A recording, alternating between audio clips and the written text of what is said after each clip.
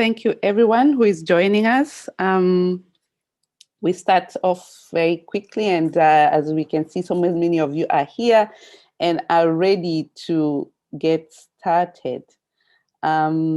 Yes, as you can see, our guests are already excited to be here with us, and I'm looking forward to welcoming you all on the stage, and welcome everyone else who is joining us now.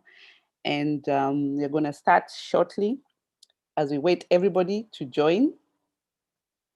Thank you. And yes, just a little bit of a welcome to the house here. You're in the House of Africa Women in Trade. And my name is Joy Sense, and I'm the founder of African Women in Trade. And we are going to start off today because the topic of today is a very important one. And I can see most of you are joining us.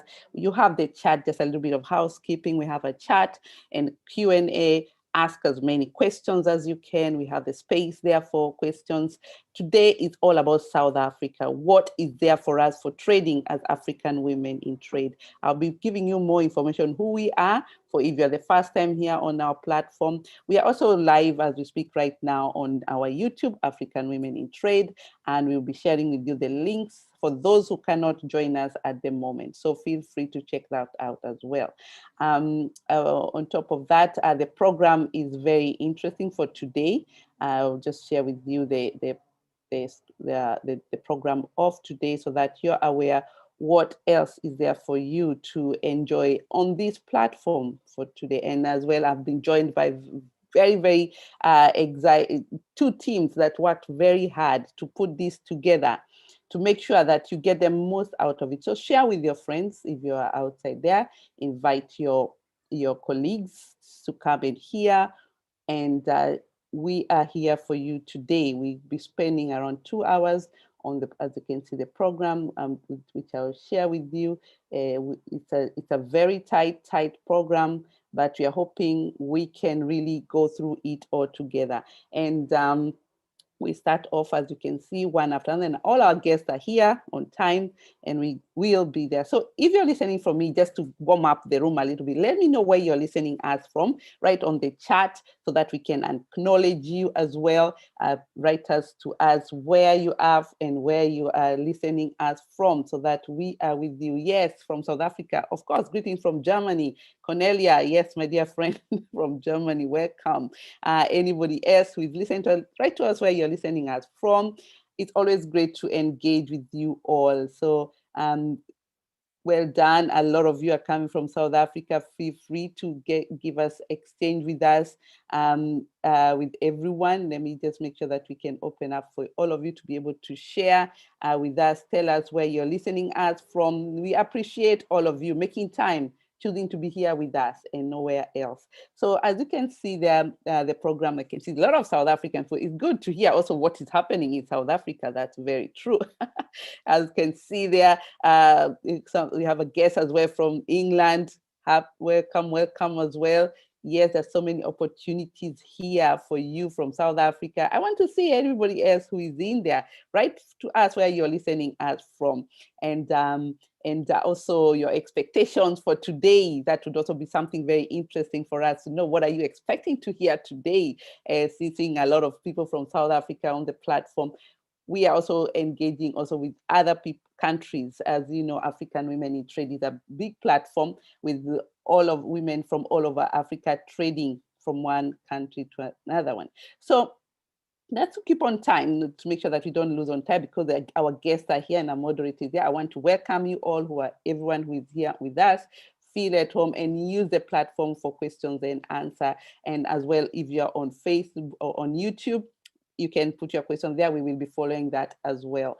So our guest, I'm just going to go briefly. Our guest, you can see she's already here with us, and she'll be coming to really inform us more about what is there for Africa. Dr. Rufaro Mucheka, and I want to welcome you. Thank you for making time to be with us here. We also have Chuaita Tiala. She's here as well with us. As you can hear my accent, I don't come from South Africa, I come from Kenya.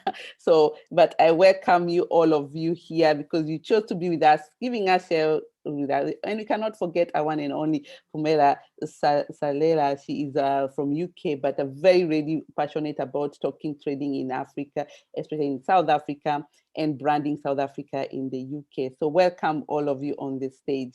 And today moderation is going to be done by Oliver Chikodzole, and he's a very powerful gentleman in our platform, standing for the African women in trade, the youth, and very, very energetic and supporting us in so many other projects. And he will be the moderator today. And we have Yoshna Naga. Unfortunately, she's not connected due to the technology, so I will be presenting her for this time.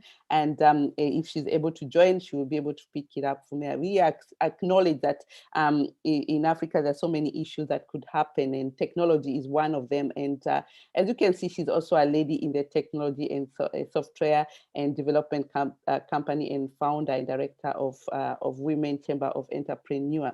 So I acknowledge her. Thank you so much for putting this together. And unfortunately, she will not be here right now, but as soon as she can, she'll be able to come here. So just to give you a brief information who we are in general, I'm going to make this not too long so that we keep to the timing. And for the new people here on the platform, African Women in Trade was a baby born from African Women in Europe, an organization that has been there for over 15 years. And we thought of how can we support Africa continent, being African Women in Europe. And through the Africa Continental Free Trade Area, the African Women in Trade was a way to really a vehicle to make sure that we can reach to so many women out there, share our skills, help the solutions, or what is the issues on the market. And I can tell you right now, our vision is to create a big platform to connect African women and youth in trade in the whole continent, of course. And our mission, which is very important, is to make sure that we connect and bring a networking platform, inform and form partnership, get fund investments, opportunity to grow women businesses. And this will be, of course, we'll be following after the Africa Continental Free Trade Area. We have so many goals: mobilizing, networking, platform, connection, inform, capacity building as well, and finance, where we'll be supporting women and youth. Our objectives are quite, as you can see, quite a lot compact, but we are tackling one after another one. And of course, one aim is to address the SDG, the goals by enabling creation of jobs to eradicate poverty and improve Africa economy at large. So our interest areas is, as you can see, is quite broad. And we are so happy to have this kind of a platform so that we have women focusing more in agriculture, export, import, health, finance, youth, women programs, and construction, manufacturing industry, and as well technology. So these is areas where we'll be looking at very closely, and we will also increase as the need comes. What are our values? Of course, trust and relationship, collaboration, respect. This is the stage where we are. We believe to do businesses, we need to build trust and relationship. And when we say, when you empower a woman, you empower a generation, this is something that we are really, really working hard to make sure that we women are at the center, as it has been recognized that we are the women who are going to bring change in the continent, especially with the entrepreneurship and businesses. So we have several stages that we are going through at the moment, and we are all targeting all these stages, and our stakeholders are very important. These are our members, of course, our sponsors, our investors, and as well as how do we get to our members. As you can see, we have so many women and men in the platform. That's the youth and the young generation that we need to support. As you know, they are the hugest group in the continent.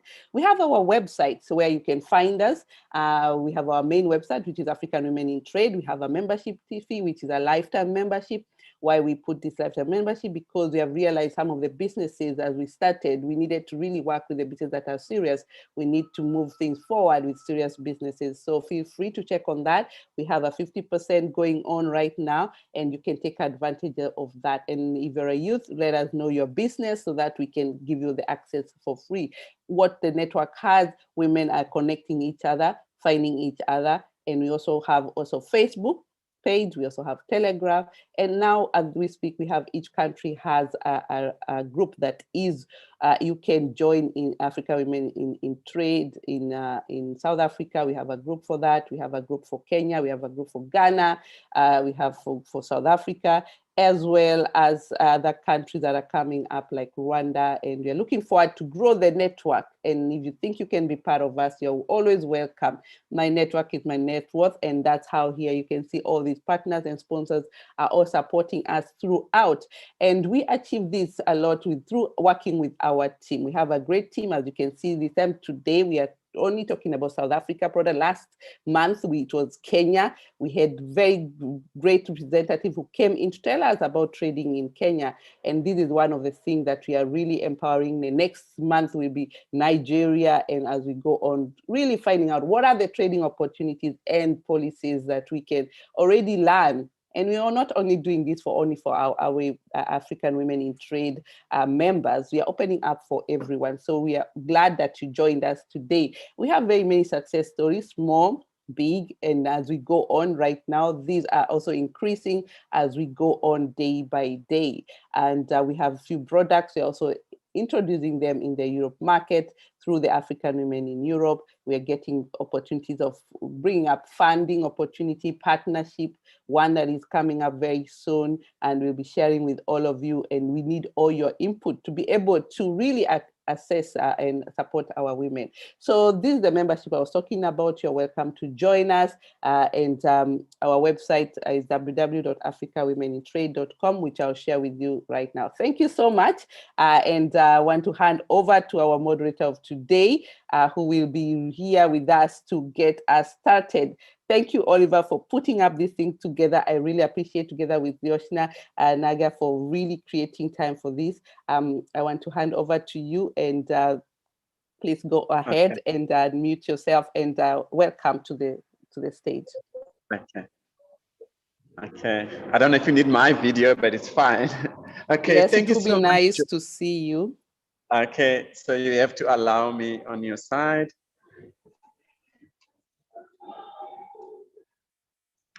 Okay. Okay.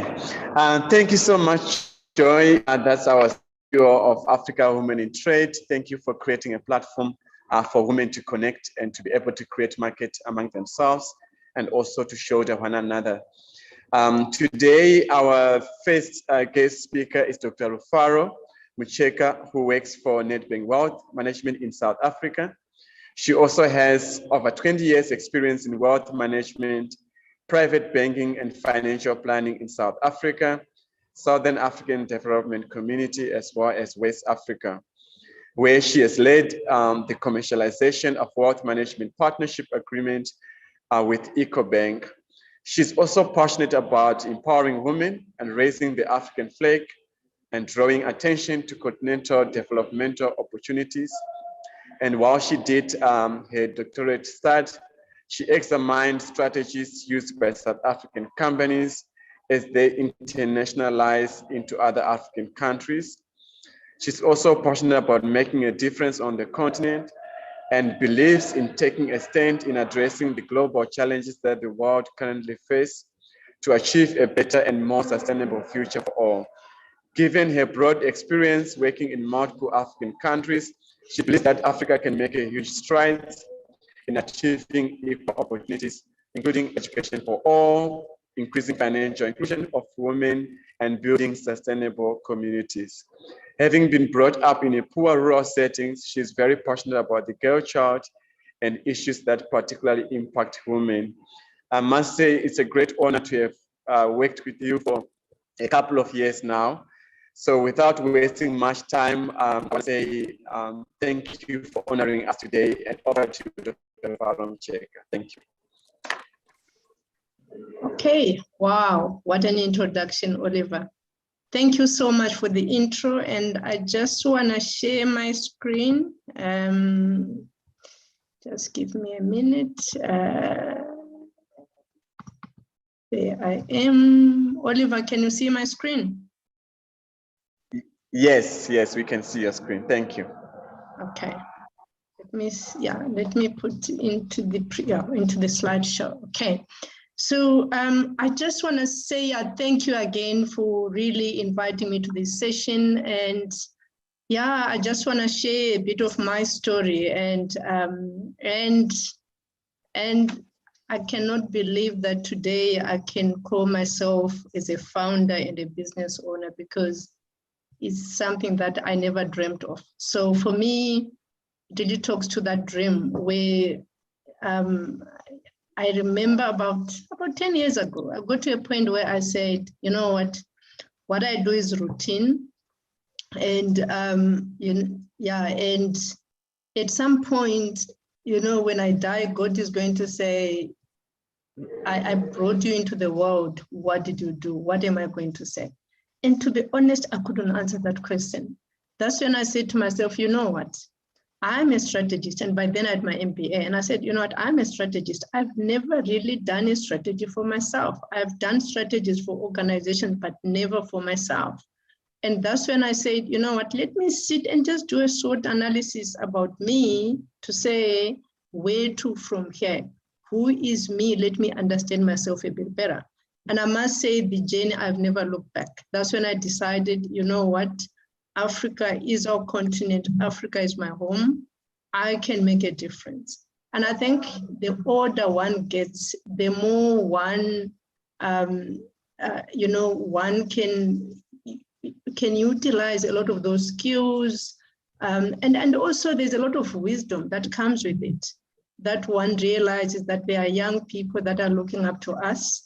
And knowing where we are coming from, at times one needs to be very deliberate about the issues. So that's when I decided to study. And like you rightly said, when I was going to West Africa, I used to in those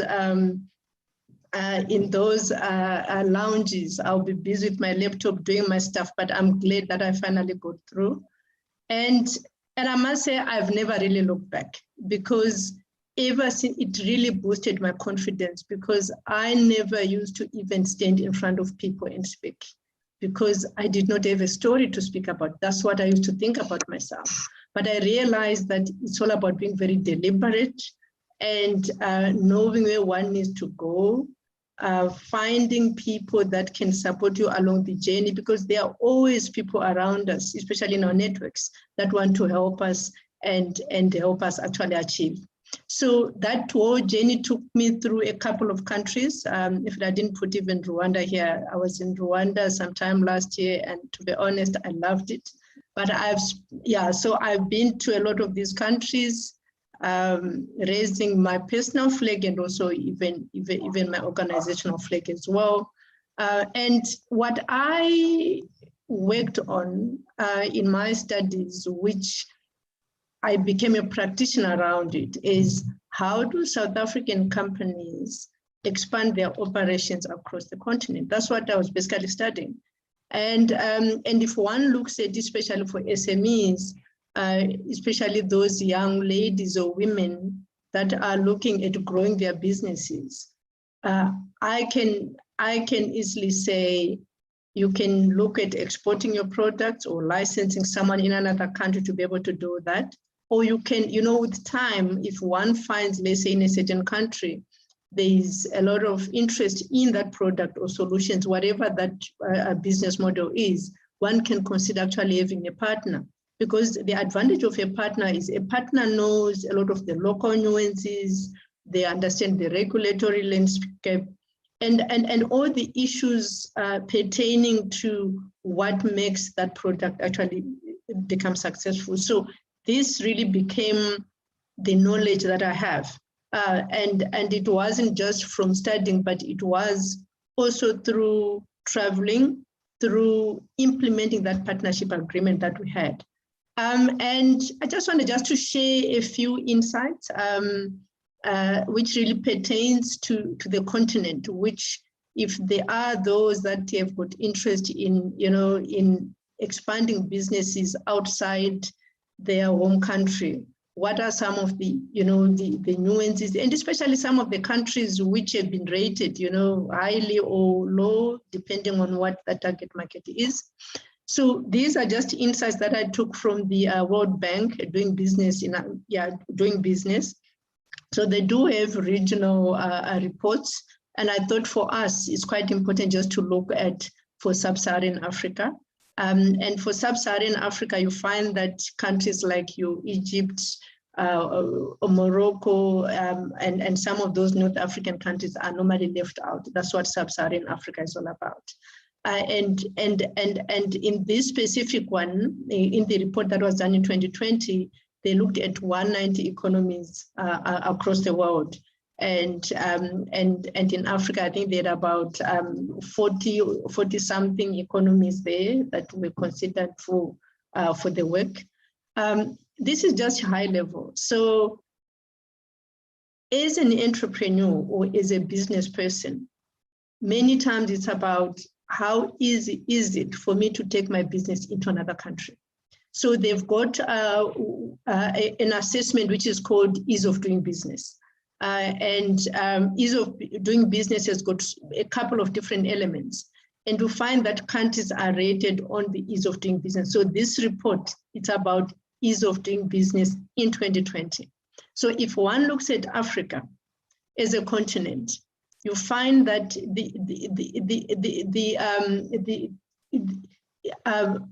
starting a business actually at the highest scores, it's much, much easier to start a business. But to find that it's very difficult, like for resolving insolvency issues, as well as maybe protecting maybe minority investors in certain countries. So you find that the highest is starting a business is much easier, followed by dealing with construction permits. And then the third one is paying taxes. And to see that this rating is actually from 0 to 100. So starting a business is quite easy, but the question is, are those businesses going to last? If you just look at the graph that I've shown you there, you see that Mauritius has consistently been #1 in terms of ease of doing business for a couple of years now, followed by Rwanda. And you see that the numbers that are in brackets, actually the total out of the 190, remember they were looking at 190 economies there. So if you just look at here, I just took the top 15 on the continent in terms of ease of doing business. So it's also a way of one to look at which countries, if I need to set up my company or I need to expand into those areas, or even if you want to have a partnership, in those respective countries, it's a nice one to look at. And at the bottom, what I've also done was to say, let's look at, so at the bottom, what I've done, I've taken the top 10 largest economies on the continent. And I excluded your Egypt and Morocco's because they are not part of the Sub-Saharan Africa, if you look at the report that we are dealing with, and just looked at in those top 10, which countries, of which you can see that we have got 7 out of those top 10 that are in the Sub-Saharan Africa. And I was just, sorry, let me just go back up. So if one looks at this graph, and looking at those ones, the largest economies, and largest economies really starting from the left going to the right on the continent. So even though Nigeria is the largest, from an economic perspective, but when it comes to ease of doing business, it's rated number 131 out of 190, but number 17 on the continent. The same applies to South Africa. Is number 4 on the continent, but it's number 84 out of the 190. So you find that ease of doing business, it doesn't necessarily mean that it's easier in those large economies. You might find that even smaller economies, depending on how they, their regulatory landscape, operates, and a whole lot of other things, they can actually become tops. So starting a business, like you saw even in that previous graph, which was more like a web, you could see that starting a business was actually kind of the highest on the continent as well. And there you have got countries like Togo, Mauritius, and a whole lot of countries that are not necessarily in the, in the top 15 in terms of ease of doing business. And also, when we look at our large economies as well, you find that all of them, they are nowhere in the top 15 in terms of starting a business. So it also talks to, when one starts a business, we start a business because we want to solve a problem. So some of it also talks to those countries have got opportunities for innovation. for people to actually come up with ideas and be able to implement those ideas as well. That's what this graph also talks to. The other thing that I was just highlighting, especially here, that I just wanted just to share was to say, if we look at on the continent, because I'm very much in wealth management, that's where I've been for quite a while, especially in the financial services space. And then we look at, you know, the people that have made it on the continent. You find that if you look at the Forbes richest list, this list, I took it from Forbes richest list in 2019. I haven't refreshed it yet with 2020 numbers. These are the people on the continent that had more than $1 billion in terms of that list. And if you look at on that list, you only have 19 Africans. And of the 19, we only have 2 women. And what I like about the 2 women, they are both founders, which means they founded their businesses and they worked very hard on their businesses to achieve what they achieved. So for me, what this table really shows me is to say, you know what, even if you have got that small idea, you've got that dream, and you've got, you know, and you might think your business might not go very far, it's really what you put into it. And you can also become one of those rich people. You can be able to make a difference financially and do a whole lot with the wealth that you can generate from your business. So we just need to dream big and let's have those ideas and let's implement those ideas, because they can take us far, and many times, because they are solving problems, they make lives of other people much better. And if I just look at my adventures and what I experienced, the profile of an African entrepreneur, I found that especially if you look at, especially in some of the growth economies on the continent, like you can be Nigeria, Uganda, even in South Africa, Kenya, you know, yeah, those growth regional economies. We also have a couple of very well-educated individuals that went to they got educated mostly in the Western countries and worked in those Western countries for quite a while. And they managed to hone the skill and the expertise, which they now came back and set up businesses in their home countries, which is great, because we want a lot of expertise and be able to give back what we have learned and also see our economies become better. And we also have a couple of us who, when we went to school, you had something that you had to sell at school because you needed to pay fees. And a lot of these, they really started quite early on. You take something to school, you sell, it's money that helps to pay your fees, to buy food at home, and others, because maybe you've never even gone to school.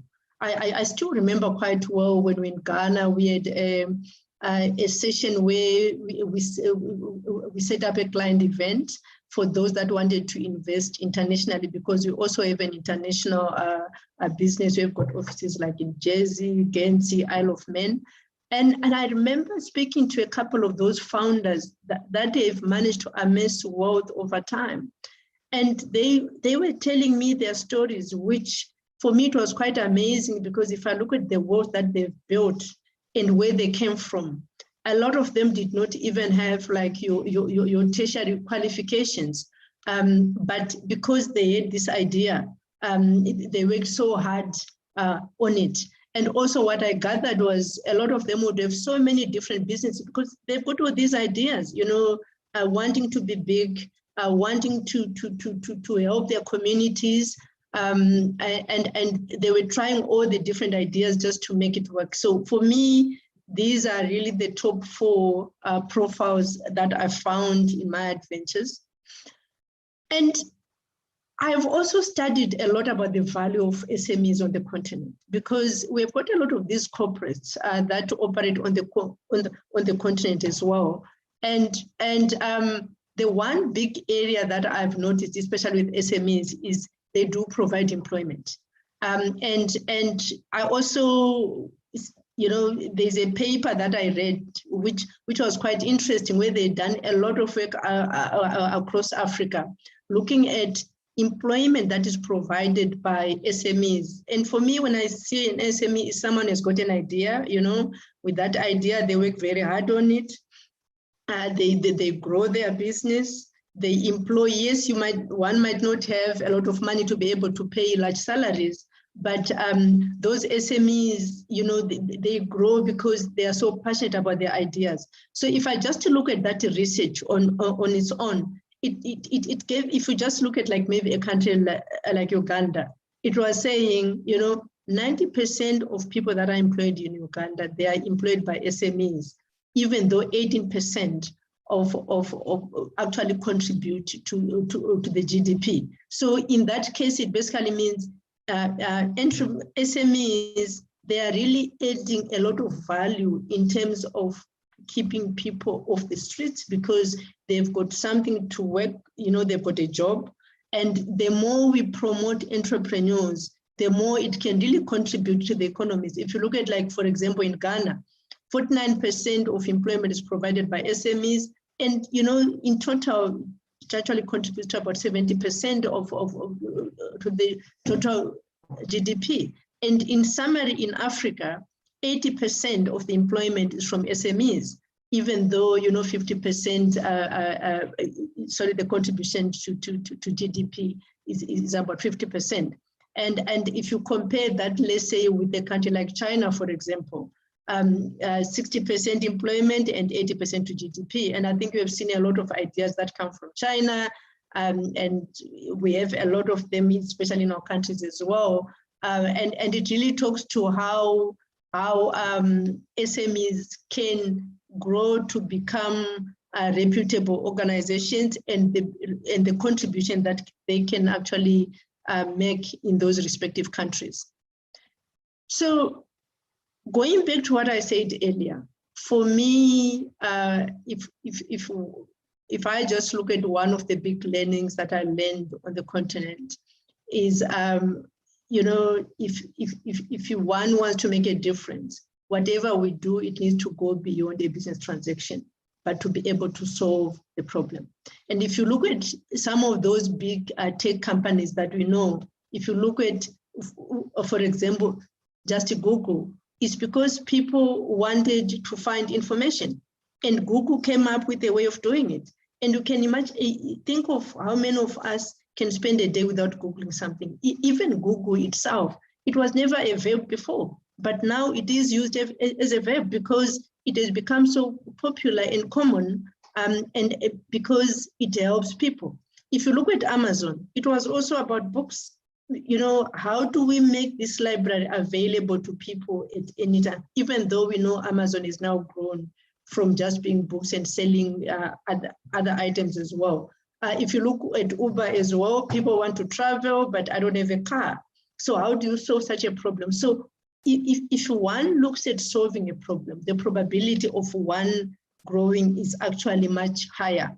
And a lot of support that you can also get in the process as well.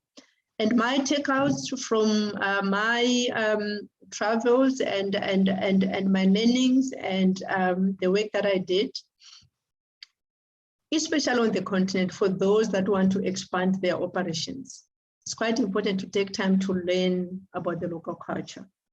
And we also need to be very aware of the unconscious bias. Because that's one thing that can, affect our growth, our potential growth. Trust is hard, and we need to establish relationships by spending time on the ground, because one needs to understand how things work, but it's quite important to have very strong relationships, because strong relationships, they give us those stepping stones to actually become better and grow. Africa is the highest dependence ratio. And I think we know, and I can talk for myself. My father was working, and when he went on retirement, he had not saved enough money.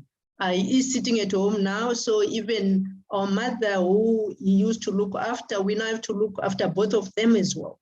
So, and if you're not careful, and I always tell my brothers that if you're not careful, what it basically means is we are going to be caught up in this cycle, because if we don't save enough for ourselves, we are going to be caught up. So we always need to think the long term, whether it's investment, whatever we do, we always have to think about the long term. People retire with little or no retirement. I think I actually gave you an example of my father. So whatever those solutions that we have to think about, we need to think about how do we develop these sustainable communities so that even after we are gone, those communities can grow. We underestimate our African expertise, and local knowledge is power, because you can imagine all the creativity that we have seen with those SMEs. If you look at the stats that I've shown you, there's so much knowledge that we have. And you can imagine if you take those knowledge and also with tech, add those two together, there's a whole lot that you can do. And find those space to make a difference, create a positive impact. I'm involved like in Women in Tech. I speak a lot on financial inclusion. I write a lot of thought leadership articles, and most of those, it's really me giving my time. A lot of those, I don't even get paid for it, but I do not want someone who looks like me when they are growing up, not to know what to do, not to only wake up like what I did in my late 40s. It's quite important for us to start supporting and helping those young ones to really open their eyes at an early age. And some of the lessons that I picked up from some of the founders, and this is really my last slide. It really talks to don't take no for an answer, and be ready to go the extra mile by making sacrifices, because it's not just going to come cheap. It's in your business interest as an entrepreneur to form meaningful partnerships.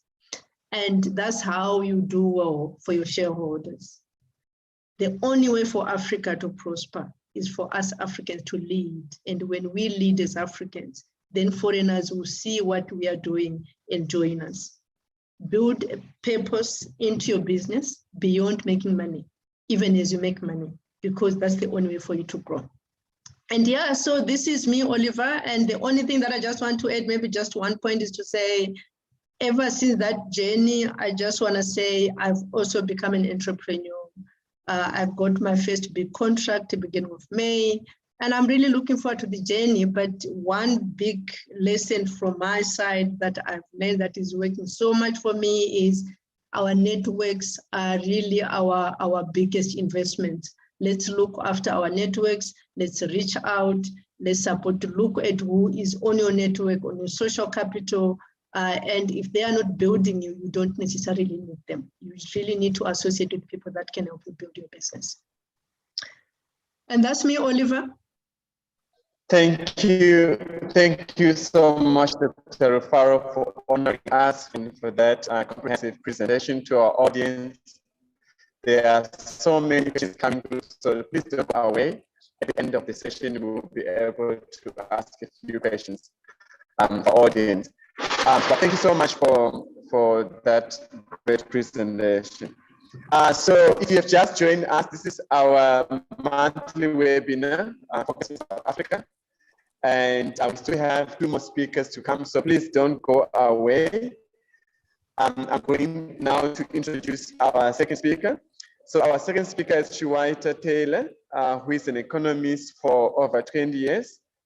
And also she has been involved in regional integration, South Africa's engagement with other parts of Africa as Europe. And she also started her consulting company called Quintilla Enterprise, provides strategic advisory to companies, also supporting capital raising and investment facilitation. Her vision is to respond to the lack of sustainable funding methods in the continent of Africa, as well as the lack of sustainable funding methods is depriving the continent an opportunity to drive economic benefits from domestic and foreign investment. So Shuwaita is currently working with us on a number of projects when it comes to capital raising, regional integration, as well as access to markets. So without wasting much time, I'm going to call it Professor I'm going to give you an opportunity to do your presentation. And I'll ask Joy to kindly pull up the screen, the PowerPoint for Chiwaita. Over to you, Chiwaita. Thank you.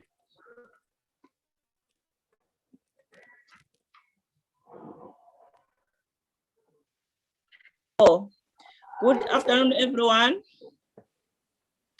Yes, I thought Good I would afternoon. I thought I would try and pull it up by on my side because I've got my IT guy next to me. So okay, please try on your side. Share content. On your side. Share content.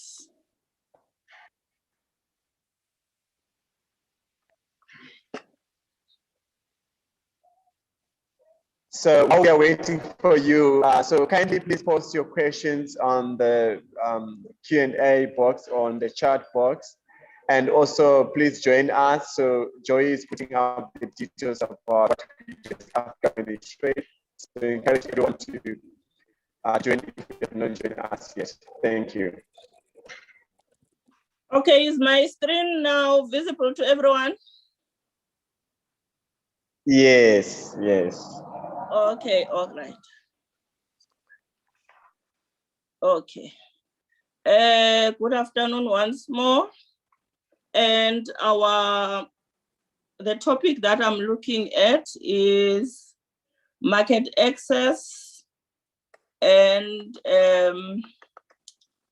strengthening customer relationships and accessing markets. And then I think my biasness towards trade, I need to just make that submission that I spoke a lot. I realized I spoke a lot about market access. However, I don't think it will be wasted information, especially this time. So my presentation will be looking at the scope of the presentation will be why market access, and especially just a brief under the current economic conditions, what is meant by market access and international trade, cost and benefits to market access, and bridging the gap between production centers and the market. And they're looking specifically at small trader challenges, ways to build and maintain customer relations.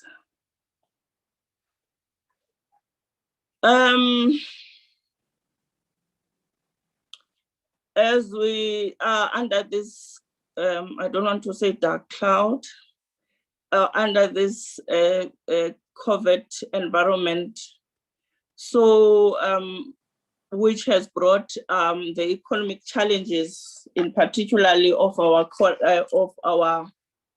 continent to the fore. Lockdown, especially, a lot of countries were subjected to hard lockdowns in which international trade was halted. And the response of countries to the current economic conditions heightened by the COVID pandemic. Even before the pandemic, there were disruptions in the global value chains owing to the prolonged period of global uncertainty that was brought about by the 2008 global financial crisis. So even prior the COVID-19 pandemic, we were seeing some tendencies of what is termed in some circles global pushback with US and China the promotion of buy American products under the America's previous administration. And now most countries are taking that stance, with countries now in an effort to resuscitate their respective economies, promoting buy locally manufactured products. However, my position to this is that this is not the way to go. It's not sustainable, because who must be a producer and who must be a consumer? We all need to live. We all need to survive. No country wants to be confronted, no government in the world wants to be confronted with massive unemployment and poverty. So a win-win situation has to be sought. So for me, I'm not a proponent of buy my products and who must consume and who must produce. So we need to look at complementarities and try and compete fairly in the space. Hence, the topic market access is important. I find it important. Then what do we mean? What do we mean by market access?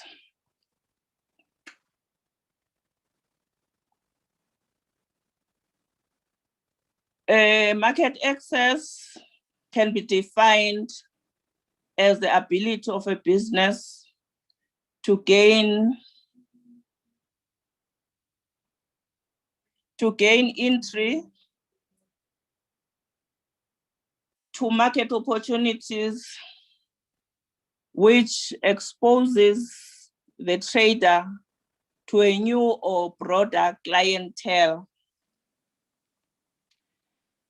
I want to make an example with South Africa's only neighbor, not only neighbor. There's a country around South Africa whose only neighbor is South Africa, Lesotho, the Kingdom of Lesotho. The country has a population of just over 2.2 million people. And so a trader in Lesotho, in the Kingdom of Lesotho, will only have South Africa, will only have the 2.2 without market access to South Africa or any other country beyond South Africa. So then market access, therefore, increases the market size for that particular product or for that particular trader. So, and then the result to that is that the demand for the product that is the product or service that is tradable increases, then production increase, employment, investment, and income increases for that particular company. And then if that is done at a national scale, it's the same transmission mechanism, and the result to that is the increase in national income. And this is a process which is, market access is mainly through, it's an outcome of trade agreements and trade negotiations, bilateral trade agreements between countries, as well as multilateral trade agreements. And while you could still agree, a group of countries, for example, like SADC, agrees to open their respective economies and trade amongst themselves, and the system that is usually used is tariff concessions, lowering tariffs amongst yourselves. And then in that process, a good that will have otherwise been made uncompetitive becomes competitive. Once the countries lower tariffs amongst themselves, then there's competitiveness. Then the good can come into a country and becomes competitive. So while it is, even when it's multilateral, the implementation of it is bilateral. That means Lesotho and South Africa and another country. And then these transactions are governed under the General Agreement on Tariffs and Trade, and more recently, WTO. And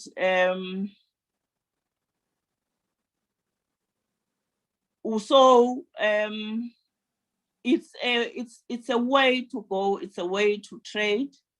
And it also, as I've indicated, while you were, as a trader, had a market of less than 2 million or more, you could have, for example, at current levels, SADC is sitting at 336.9 million people. That is a market size. And then the AU, I think we're looking at around 2 billion, if not more.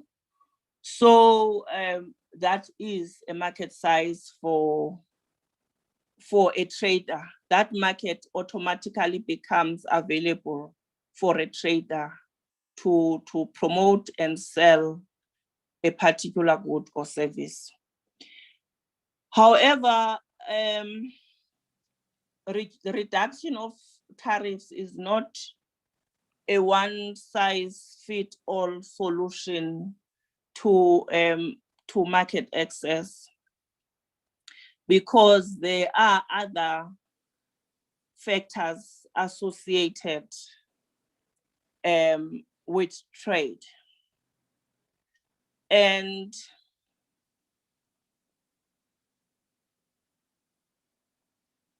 the costs, such as geographical distance, transport costs, language, in AU, I think it's Portuguese, French, English, and Kiswahili as the fourth one. So, so those are considered exogenous factors. That is, they are factors that are outside the production process of a particular company. And then the endogenous factors would be tariffs, non-tariff barriers, logistic performance. Your tariffs, as I've indicated in my first slides, that you would have two countries agreeing to open the markets to each other. They lower the tariff, and then trade happens. And then NTBs will be a particular country or entity can say, for a particular product to enter my territory, it must be packaged in this fashion. It cannot be transported by road. It must be by air. It cannot be transported by road. It must be by sea. So we consider those as non-tariff barriers. And then logistic performance will speak to issues like it's a perishable product. It needs to be stored in a particular container and under a specific temperature, such that it can reach a destination in a particular condition. So all of those things impact a trader, because especially for small traders, because then it talks to the cost of doing business, and it also increases the cost of production. So what you find is that while yes, countries have signed the agreements and have opened the markets to each other, only the big corporations are able to take advantage of these opportunities. And the small traders are not able because of these requirements. And then what then is required is for entities that are able to bridge the gap. What is needed is entities that are able to bridge the gap between what government is doing and where our private sector is at. For example, lack of information, technical capacity, training on aspects of production and marketing for SMMEs, as well as understanding of the regulatory environment, hinders small traders in accessing market opportunities. Health and safety measures, sanitary and phytosanitary measures, as I've mentioned, that these can also present as NTBs, because if then a small trader from the rural Eastern Cape, for it to be able to transport to Europe, etc., it must be packaged in a particular way, and then there's additional cost incurred, and the product at the other end becomes uncompetitive. So there's a lot of work that needs to be done to bridge the gap between what we speak about in theory at policy level and what is pertaining at practical level from the business side. Training, as I've mentioned, and standardization is very critical, especially at regional level, to enhance trade and improve market access. Training and standardization standards, if we are to say, if we are to produce South Africa, and I'm making an example, South Africa and Mozambique produce tomato sauce for the region. Let's say we are endowed in tomatoes. So for agro-processing, you produce tomato sauce.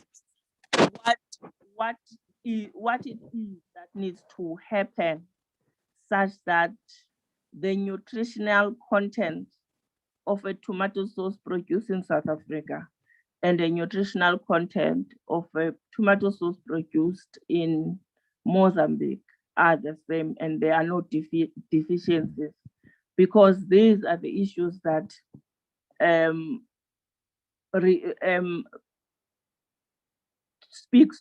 touches to consumer satisfaction, because our customers have now become more sophisticated. If you look at the proliferation of these health products, the drinks, the mixes in the shop, and the nutritional content, people are now can read. So they look at the nutritional content, they look at the health condition, the health benefits to what is being produced. So then that means producers, at the other hand, needs to up the game and match the needs and demands of the consumers. And institutions like the AIEC and the Africa Women in Trade, there's a lot of opportunity in capacity building. There's a lot of opportunity in just in making information available to an ordinary businessman and woman to know the opportunities that are there and available for them. For an entrepreneur, as the previous speakers have said, it can be cumbersome and also and be easily discouraging when you are bombarded with rules of origin certificate, with all these other technical requirements or the registration, the licensing, as the previous speaker have said. But there are activities that are taking place at each geographical area where a trader, in particular a small trader, can take advantage of. Before the lockdown, most countries were having trade fairs. They were having the province to province partnerships, like, for example, I'll make an example. Bulawayo is closer to the Beitbridge border than Harare. So, but the economic hub of Zimbabwe is Harare. So then for small traders, your location is important to your targeted market. So your eyes are in South Africa, but your market, you are located far from the market, while you have a point from within your country where you could access. And then there are relations from I'm talking in the case of South Africa, provincial relations with countries. So then in those interactions, a trader can gain access to what is available in South Africa. Two, we have embassies in almost all of, I'm now speaking like I'm from sorry. So there are embassies in most countries where a small trader can go and get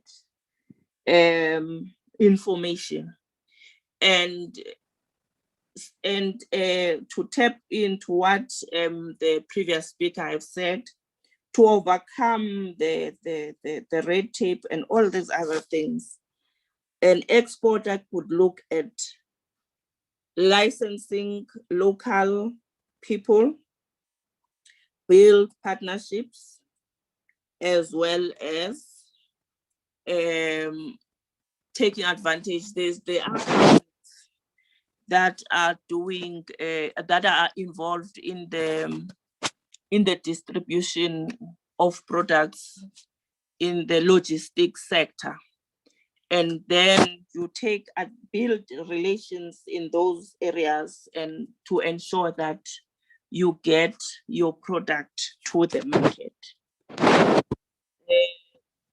The AIEC is doing a commendable work in promoting your small traders and giving them and assisting them to gain access to the market.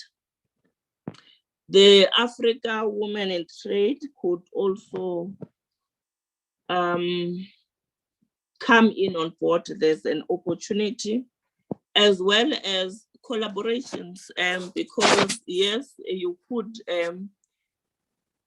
you can assist the product, the trader to gain access to the market, but you need to make sure that the requirements, the regulatory environment, and the standards, the product is able to meet the standards.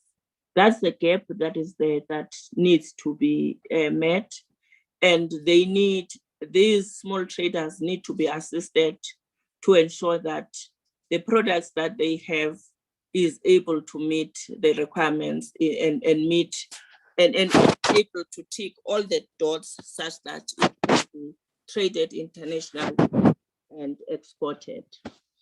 So incentive regimes, in concluding, incentive regimes in most countries are aimed at promoting localization, which benefits mainly established businesses, but there's lack of funding and support new product development, as well as marketing or promoting thereof. So we need a lot of social impact investors that support small trader development programs, develop targeted programs that address trade facilitation measures. Trade facilitation measures are the measures that I've spoken to: your geographical distances, transportation costs, language, customs, regulations and processes, and you name them. So we really need to help.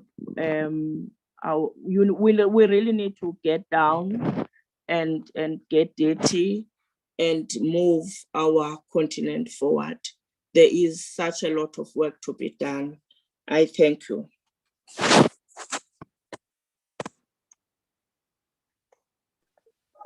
Thank you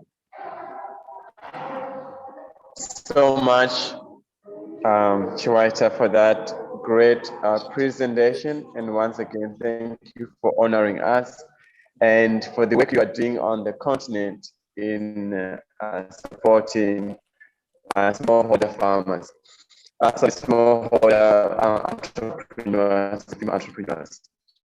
Thank you so much. If you're just joining us, please don't go away. We apologize for we're running a little bit late. We still have one special guest speaker with us today. She is our United Kingdom country brand ambassador on behalf of brand South Africa. So please don't go away.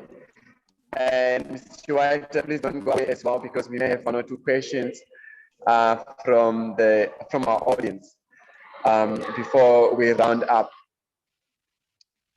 Okay, so our last speaker of today is Pumela Salela, who is our UK country head, brand South Africa, and under brand South Africa, the custodian of South Africa country brand. Her role is to market South Africa within the UK and attract foreign direct investment into South Africa, mobilize global South Africans abroad, and to manage the brand reputation of South Africa. In 2018, Pumela was featured as a powerhouse in Destiny magazine. She is the 2018 recipient of the African Achiever Award. In 2019, she received the British Award for African Development. And prior to serving in this role, Pumela was also the Chief Director of Economic Policy Development and Planning at the Department of Economic Development here in South Africa.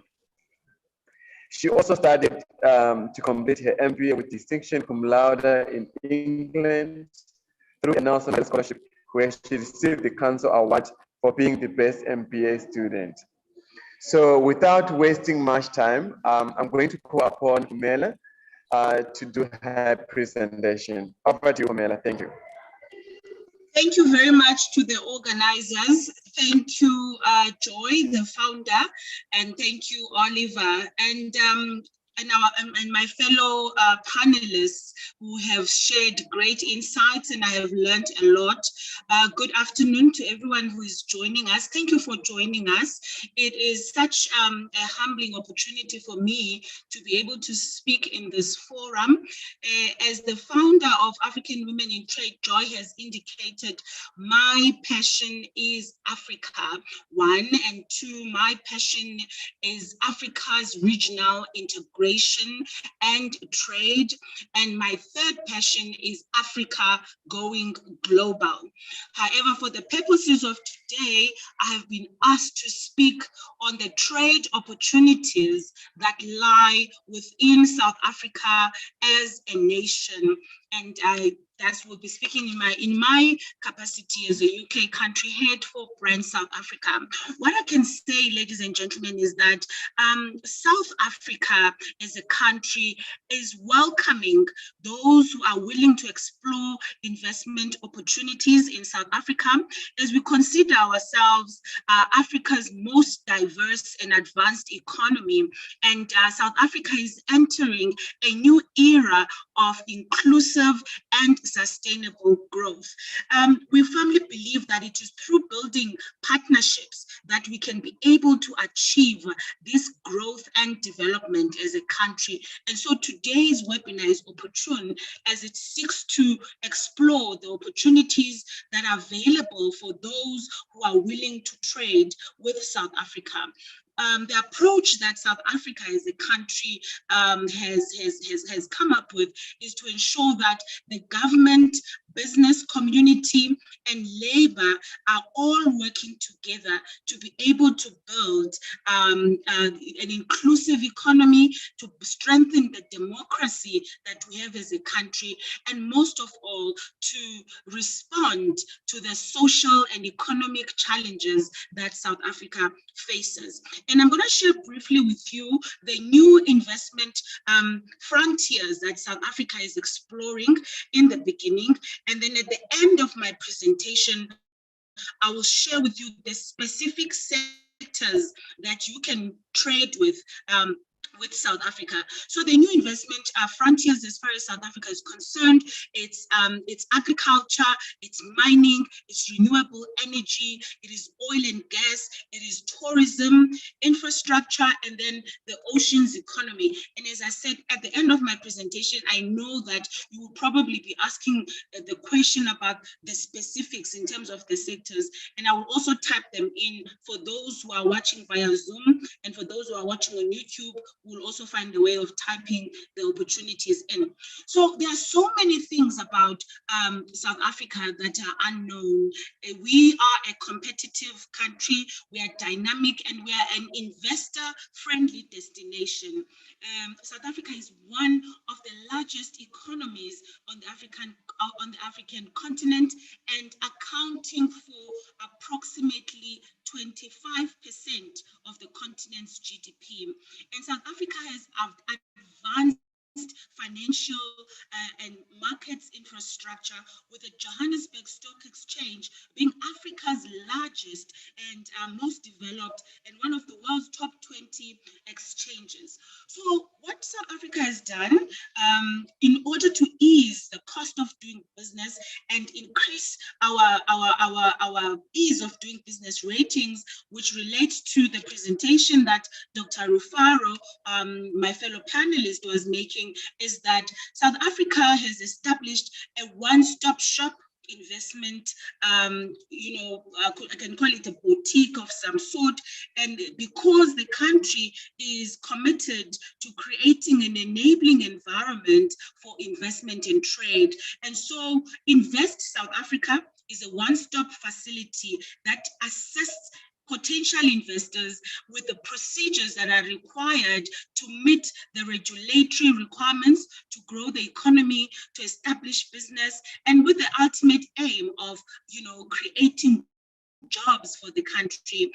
The Invest South Africa creates and offers streamlined registration, administration, authorization, and all the processes that are required to establish a business and to start a business from off the ground. And really the aim of this is to reduce the red tape and to improve the turnaround in terms of the times that it takes to process approvals, the permits, and the licenses.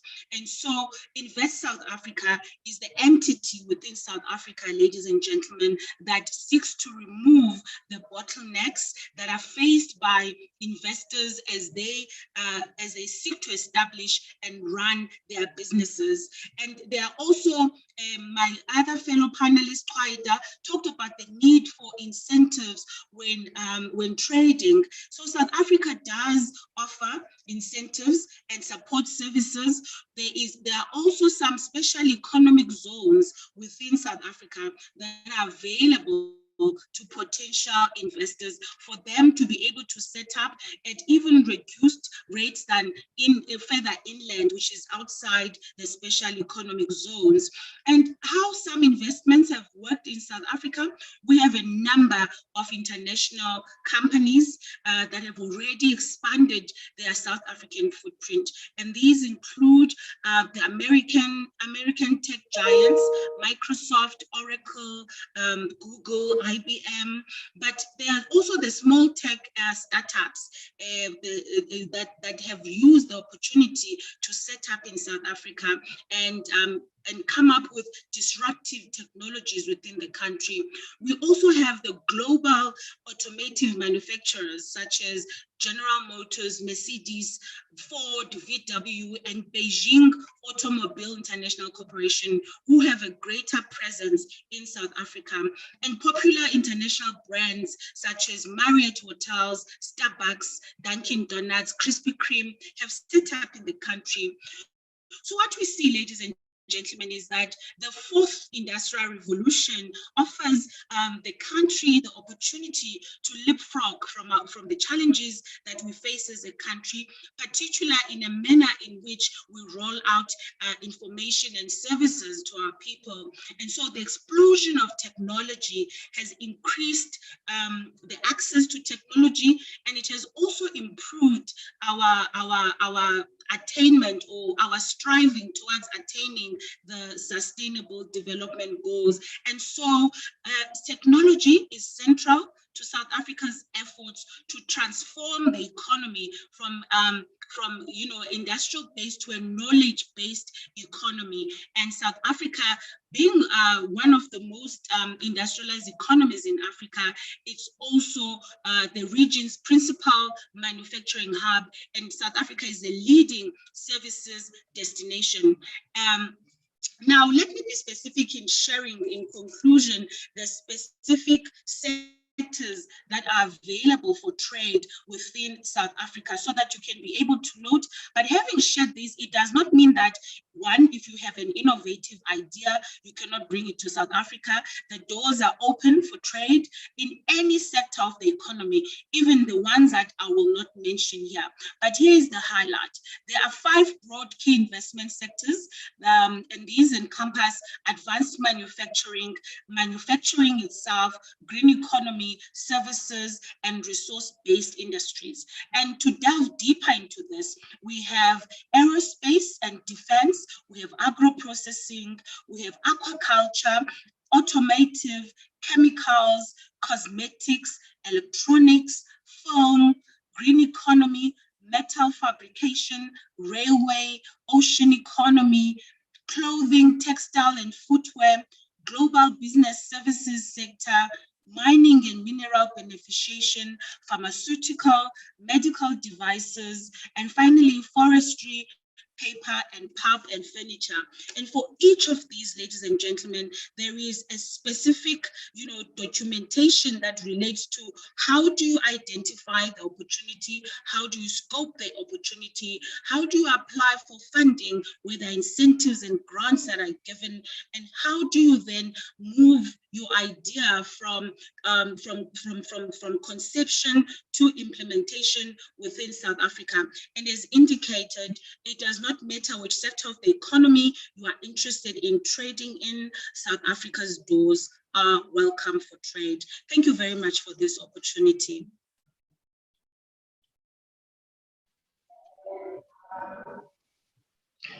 Wow. Thank you so much, Pumela, for that inspiring presentation. You mentioned quite a lot when it comes to Intra Africa trade and also South African investment destination. You also talk a lot around the sector, the specific sectors, and also to advise our audience that here today, actually in South Africa, if you collaborate with a local entrepreneur, you've got so many benefits because the government agencies and our financial agencies support that business because it benefits more than just one geographic community. So that's a great option for those who want to expand or collaborate or work with South Africa. So thank you so much, Pumela. Please don't go away. I'm going to allow a few questions, but before I allow a few questions, I'm going to, this one specific one is going to be to Dr. Faro. You mentioned that to win the hearts of people, we need to be willing to go just beyond a business transaction. We need to be able to solve problems. What advice can you give to a working or an entrepreneur, a female entrepreneur who is a mother, who is raising the kids, and she's an entrepreneur, or maybe she's just selling local maybe product or maybe trade on the market? What kind of advice can you give her to be able to access the markets and export to other parts of Africa? Thank you. Sorry. Yeah, and Oliver, I have to be honest, that's a very, very big question. But what I can say and I am, Oliver, you know, I become very passionate when I start talking about my stories. So if I look at what I have seen in my time on the continent and what I have personally done, and also if I look at especially the world of social media that we live in as in today and networks that we create, what I can say to you is, for me, what I've learned, and in this case, I can even talk about my business right now, it has really been around networks and being very deliberate about what is it that you want to be? What is it that you want to be known for? And for me, I think that was really one thing that made me say, you know what, if today something happens to me, because remember, the core of what I do, it's about, wealth management, people having enough money to survive into the future, people, passing on whatever their wealth to, to the next generations. And the more you think about it, the more you say, if something happens to me today, what am I going to leave behind? I think at that point, I realized that you need to be very clear about who do you want to be, how do you want to be known? And you become very deliberate on who you choose and who you can network with. And at times, going back to your example of this lady who might be, have a very basic life, trying to sell to be able to survive. What I have done, I can talk for myself. One thing that I've done recently, I think I did towards the end of COVID. I remember saying to myself, you know what, I want to be able to write into an international magazine. I want to work for an international organization. I want to make sure that my company goes beyond the borders of South Africa where I'm based.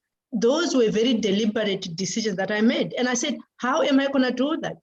I actually sat on my LinkedIn and I said, if I look at my LinkedIn right now, the people that I'm connected with, and one can do even on Facebook, it can be on Instagram, wherever.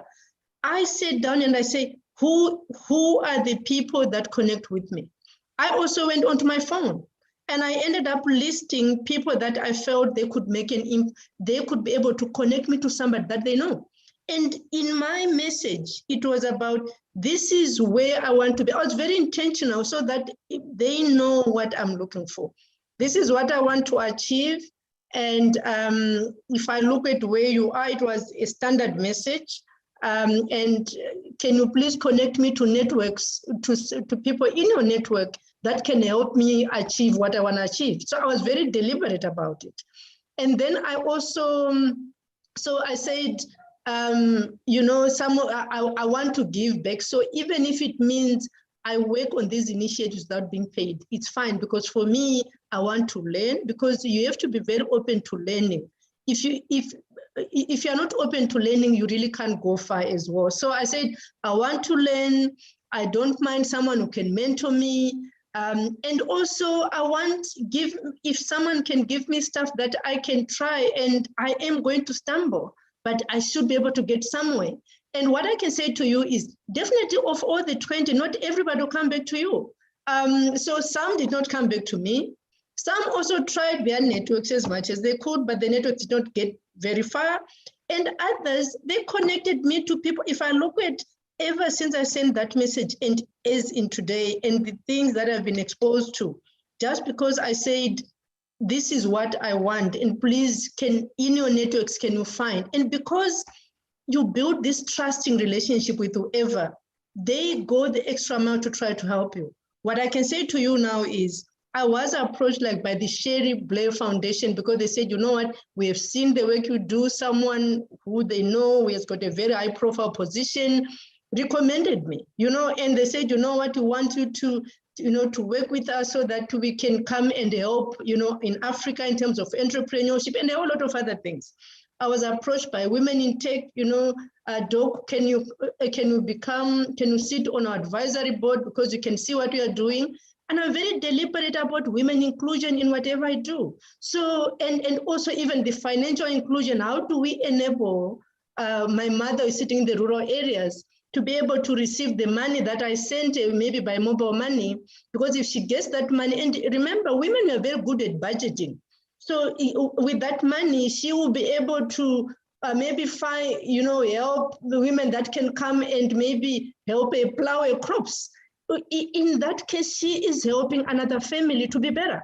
She doesn't have to catch a taxi to go to a city, which is, I don't know how many kilometers away. So what I'm saying is, I have learned to be very deliberate and intentional, and approach people that I would feel they've got a network, that have got people that can add to what I need. And I'll be very clear in terms of what I need, but also you need to ensure that those relationships are relationships of trust. When they ask you questions, be very honest and transparent about it. And also stick to your side of the bargain. Do what you promise you're gonna do. If you say, I'm going to reply to you by 2 p.m., do it by 5 minutes to 2. And make sure that, you know, because in the end, when they trust, because remember, they are risking their relationship with whoever that person is by referring you to them. And that other person will now trust you because you have been referred by somebody that they trust. So all I can say to whoever it is, if they find someone who can help them to get to where they need to be, they should go out there and be deliberate about what they need. People are out there wanting to help. That's all I can say from my side. Okay. Thank you so much, Dr. Rufaro. I know the book is coming as well, so lots of content and lots of posts on the chat compliment there. And I know that I have a good network, so next month I'll just expect my call for the next session.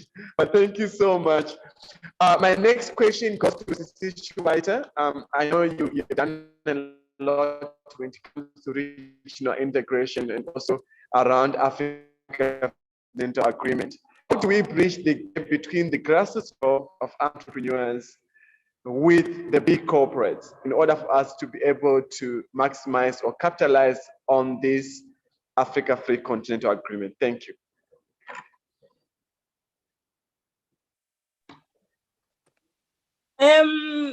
I think it starts with networking and establish the relations, and knock in every door of where there is information for a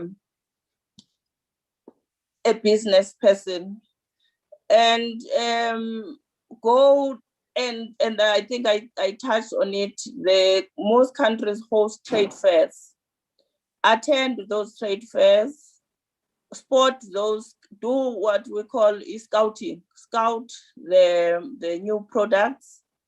And because governments do the policy side, but there's money for incentive, that is to incentivize and invest, that those incentives goes to established businesses, but they do not go to startups. So association, and because they are usually small scale and seated in downtowns, so let them be in what we call in South Africa cooperatives. And then when you have them in a group, it's easily now to get investors and assist them to work together. There's a particular project that was done by, is it the Department of Social Development in South Africa, that was, that attracted me. And I saw that if we could copy such models, what they did was for social development beneficiaries, because in South Africa we have what we call no school fees, where schools in poor communities don't pay for school fees. They get nutrition, they get uniform from government. So what social development did, put those women together to build, to make uniform for the beneficiaries. So now you've got a targeted market, and then so their initial customer, these women, is the beneficiaries of social development. But it doesn't stop the community from now expanding the market to sell even to those that are non-beneficiaries. So there's always something, there's always a starting point where we can start. But what is important is to go there, identify the gap, and research, and go and look for like-minded people. There's a lot of money in capacity development. It just need to be tailored. It just need to be targeted. It's AWT projects. All the regional economic communities have capacity development units that are waiting for the entrepreneurs to bridge the gap. Thank you. Thank you so much. Thank you so much. Lastly, I have a question for Pumela. Given that you are our country ambassador under Brand South Africa and UK, what are some of the support structures or systems available for young or female entrepreneurs within South Africa itself?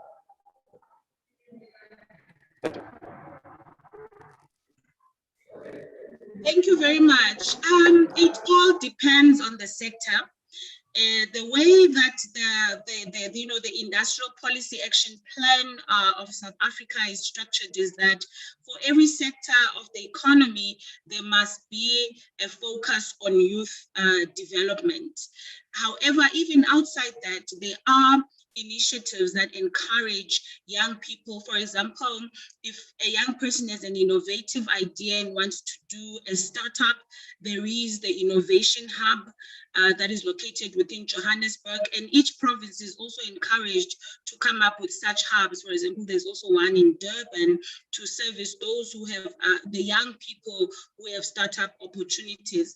However, I would also like to use this platform to also urge the private sector to assist in this regard, because the business of developing youth should be, the business of both government and the private sector, because there already is an expertise that is lying within the private sector that can help develop youth. Overall, though, the incentives that are available within South Africa as a country do not discriminate from young and old. So even if you are young, you are able to benefit from the incentive regime that is existing within the country, which also includes grants and tax benefits depending on where you are located. Okay. Thank you so much, Pumela, and to all our guest speakers for today. I'm going to hand over to Joy to just give us a word of thanks. And I want to also say thank you to our audience for bearing with us. So Joy, over to you to give us a word of thanks. Yes. Thank you. Before I go to that, I can see a lot of questions. Thank you. I can see there are a lot of questions here. Please stay hold. And I thought we really need to address. I know we are running out of time, but we always give a buffer for questions because it's so important. We're here because of everybody here to be able to understand the market in South Africa. And there were some questions already said. I think I'll go to the YouTube because I have to respect also the people who are really listening patiently on YouTube. And one of the questions that was put, and I promised to ask here, is there's one question from Fimzile Zama. If you're there, I hope you're still with us. I'm an SME based in South Africa, and how do I get my products in the UK or Jersey Island? Please help. That, I think that was for you, I bet, Pumela, or anybody else who's able to answer that. Okay, I can answer the question in two ways. There is in South Africa what is called the Export Marketing and Investment Assistance, support system. In short, they call it EMIA. It exists within the Department of Trade and Industry and Competition, where if you would like to export your product, there is an export promotion division within the DTIC, which assists SMMEs with, for example, some funding if you are looking at showcasing your product in the international market before the actual export. And then they also assist with the actual, exporting and market development for you. I think, Joy, related to that is my perhaps answering the question on which I'm seeing on the Zoom about someone being in Ghana and wanting to know how they can bring their product to South Africa sitting in Ghana. I can share that in most countries, South Africa has what is called foreign economic representatives, and these are located within the embassy of each country. So if you are in Ghana and you wish to bring something to South Africa, it is best to go to the South African embassy in Ghana, ask who is the foreign economic representative for South Africa in Ghana, and then they will be able to facilitate your exporting from Ghana into South Africa. Thank you so much for that. Just looking, I have one hand raised here. I always like to respect also those people who are putting up their hands. And I can see somebody wants to ask Gladys. This is your opportunity to come up on the stage. You can, I'm going to give you permission. If you're still there, let me know. Introduce yourself, say who your name is, and tell us about your question. I hope you can be able to, I'm going to promote you to the panelist and you can come in and ask your question. That is Gladys.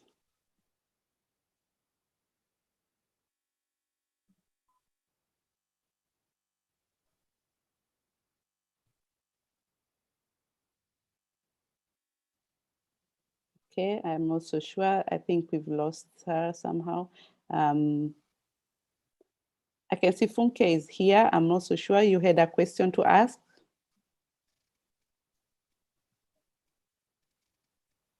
Okay, so we'll go ahead and because we really want to focus on your question. If you have, I'm going to give two more people to bring up their hand. Yes. and ask their question, and then go ahead, Funke. Yeah. Okay, thank you. Thank you very much, Joy. Thank you, Oliver, and the great ladies that have been talking to us. Actually, the question that was really key on my mind was the one asked by the lady from Ghana. Having had the opportunity of working with you and Oliver, that the procedure and the process of coming into South Africa, because we make 100% natural herbal infusions. That how do we get in? And so that was the key question on my mind. Thanks, Joy. Okay, thank you so much for asking that. So I assume the question has been answered, or would you want it? Yes, and then okay. Since I'm working with you and with Oliver too, so okay. Thank you. Good. Thank you very much. It's a great afternoon. Thank you so much. As I said, I'm giving one more chance to raise up your hand and ask a question. I want to give it to Prince Lekan. If Prince Lekan, you're there, you're still there. I know you're very passionate about women empowerment, and I think you put a question there. I would like to give you a chance to come in up here on the stage if you're still there. And let's ask the last one question. Let me give you the opportunity to join the stage, and you can go ahead. If you can see that I've sent you an invite to join here, you can come and ask the question and or contribute. Yes, go ahead and unmute yourself. I can see you're here.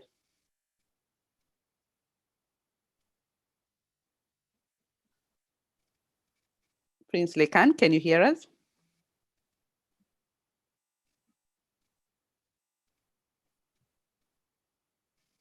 Okay, I don't think he can. Okay, can you hear me? And now we can hear you.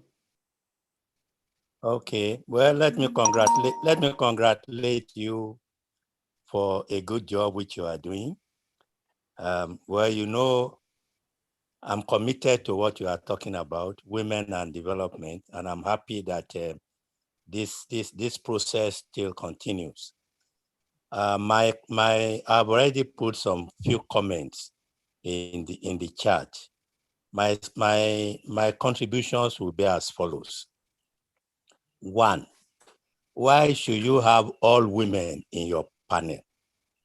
If you're talking about women and development, my experience has shown that why some of us, you know very well that within the UN system, I played a key role in pushing women into the center stage. And I'm happy that a lot of things are happening. I mean, Amina is there, Okojewala is there, and a host of others. So I believe that you need to bring in, the idea is to cross-fertilization of ideas. I think it's very good. So it's not a question of just dragging women. That's my first question. My second question is that we need to change our mindset. If African free trade is to work, there is the need for all of us to work together. We must have trust. We must collaborate. It's not easy. Look, collaboration or working together is like a man and a woman. But somehow, somewhere, my philosophy, which you know over the years, has always been 2 + 2 must be 5. And if you say everybody is bad, the way the right person will pass through, the man God sent to you will pass through, you wouldn't know. So I believe that you also need to let people know that these are challenges that we need to. Are we going to leave Africa for people from other countries to take over from us? African market is 1.2 billion. And it is estimated that in the next 1 or 2 years, if we do it well, we are talking about a gross domestic product of over 4 to 5 billion. So where is Africa? Where are we going? I don't want to mention names. Are we bringing people from other places? Now we have a challenge. Everything we have in raw materials, we don't have a value chain. Everything we have. Take cocoa. Luckily, the president of Ghana has now realized that Ghana can no longer be taking chocolate when it's only costs, if it costs only $10 or whatever it is, it comes back to Ghana and it's 15. Look at the value chain. The same thing with Nigerian oil.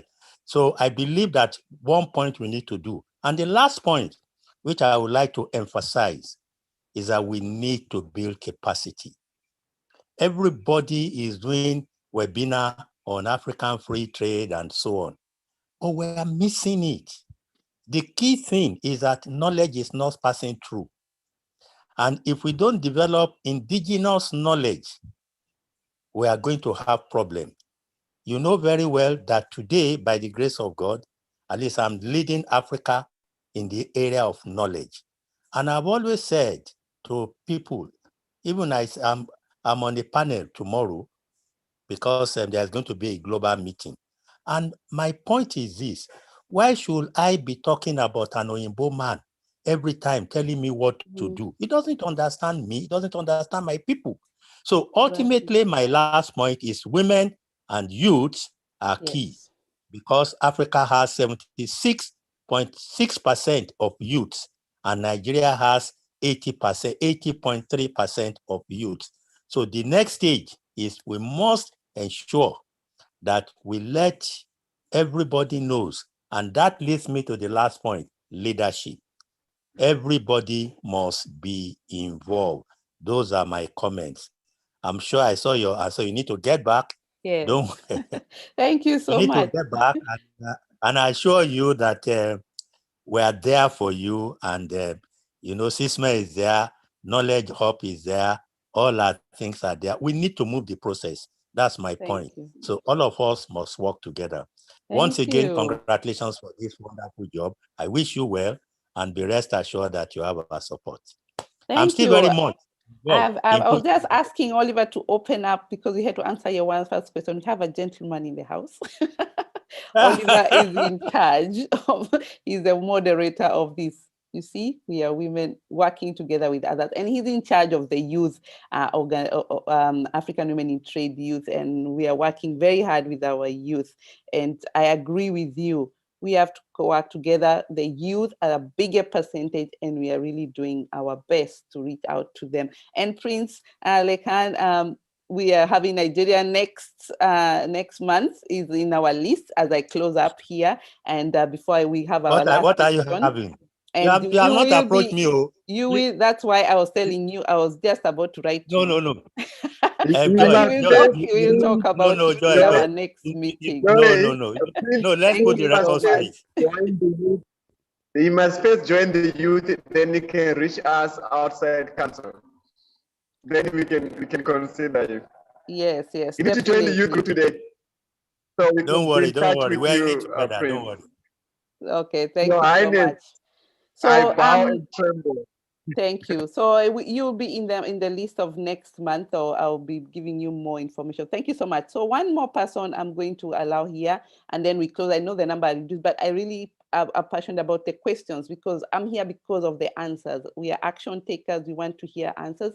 Unfortunately, one of our guests had to leave because she had another commitment because of the timing. But I think we're here. We can be able to answer that. So Lebangang, if I said your name correct, sorry. If don't worry. I know you've been following us and you're really keen to hear about this, and you've been here engaged the whole day. That's why I've given you the chance, and you had a question for us. Could you go ahead and ask?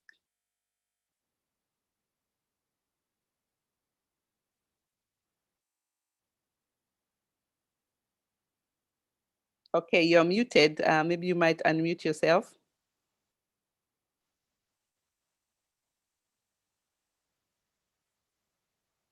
Okay, we hardly can. Yes, now we can hear you.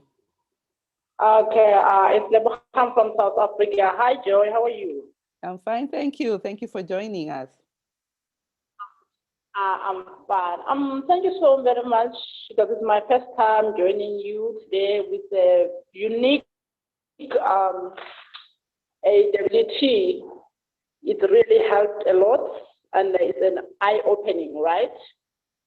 My question now, I'm not sure, are you able to hear me? Yes, we can hear you well. Okay, thank you so much. My concern is that does AWT trade in building construction? Okay, that is probably directly to us. AWT, we are actually open for everything, and you can reach out to us directly so that we find out what is your need and your what. As you know, that's a very broad industry. So we need to know in details where, and then we can work with you together in the area you want. So feel free to email us African Women in Trade, and I will be able to get back to you. Is that okay? Hello, can you hear us? Okay, I think I've managed to answer that. I think there's a technical issue, but I'm happy that you asked these questions. We want our members to ask their questions because we are here because of you. You are the first priority on our platform. We need to hear your questions about African women in trade. We're here collectively finding out what are the opportunities for trading. And I want to thank all our guests who are there today.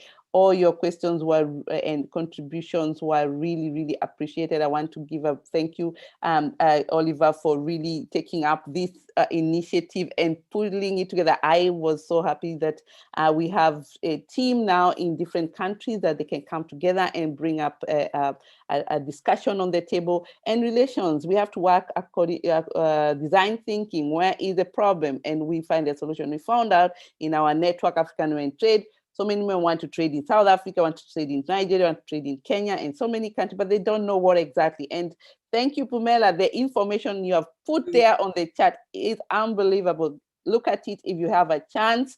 I hope we'll be able to also copy these up. And for those people on YouTube, you cannot see that, but we will be able to send you this information at some point.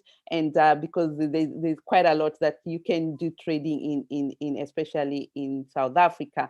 And as you have want to thank also Chiwita, sorry, the name. And I want to thank you for really presenting all the ups and downs, especially doing trading in the neighborhood, in the country. And I love the idea that was put there also before by our speaker, that we have to build trust, we have to build relationship, we have to build and make a culture. And this is something that we really need to work on before we start trading with our neighbors. And that's why African Women in Trade is here to build these. I never knew any one of my members until I started getting to know them. And right now I can tell you who you can go to for what. And that's where we build a relationship. We are in the stage of relationship. And I thank you all. And I want to inform you that next month will be Nigeria here on the stage, telling us what are the opportunities to trade in Nigeria. And we also have so many opportunities out there as we speak. If you are in the area of looking for investment opportunities, reach out to us. We have a link that we will share with you here on the platform, and also visit our website. We have so many information going on as we speak every other time. And we share a lot of other organizations, what they're doing, so that you are also not left out. We have so many groups I've shared as well on the chat. Unfortunately, on YouTube, we are going to do that in a later stage. You can check that later so that you can join these groups so that you're not left out. We need to build relationship, and this is our time now. So thank you so much. I hand you, Oliver, to close the show, and then we see you again next month. We're giving you more information. Thank you. Thank you so much, Joy. I thought maybe once the mother said good night, then we all go to sleep. But thank you so much for for bringing us together and for creating this platform that we can be able to come together to create the market among ourselves, but also the Africa that we want. So once again, thank you so much to everyone that has joined and for your support. I really appreciate, and we really appreciate as African Women in Trade. And I want to wish you a good night, everyone. Thank you. Thank you. Thank you, everyone. Thank you very much. I'm sending you love from Cape Town. So much love from Cape Town. Thank you. Remember to save the chat if you want to save the chat, because there was a lot of information there. I give you a few seconds before we close, and then you can save the chat for anyone who wants to follow up all those useful information. You can save the chat for yourself and follow it up later. Thank you so much, and I wish you a good evening. Bye-bye for now. Bye-bye. Thank you.